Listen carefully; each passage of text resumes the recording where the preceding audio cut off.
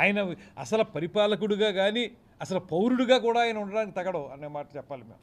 పరిపాలకుడు అనేటువంటిది పక్కన పెట్టేయండి, పౌరుడిగా కూడా ఉండకూడదు ఆ మాట చెప్తే. ఆయన రాజ్యాంగం మీద నమ్మకం లేదనమాట మీకు.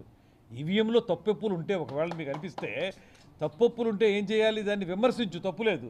ఈవీఎం మీద దేశవ్యాప్త చర్చ జరగాలన్నాడు, దాన్ని ఎవరు ఏం కాదనరు.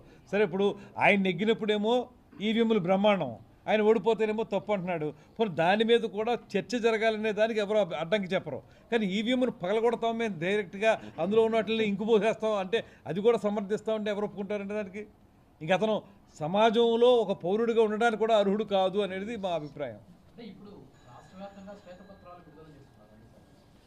సో మీరు రివ్యూ చేసే సమయంలో గతంలో జరిగినటువంటి అవకాశాలు ఏదో స్కామ్స్ కానీ ఏదైనా గుర్తించడం జరిగింది? ఇప్పుడు అదే కదండి, ఇప్పుడు పోలవరం ప్రాజెక్టు మీద చూపించారు, అది మా శాఖ, ఇంకా అది మనది ఇంకా రాలేదండి. ఇప్పుడు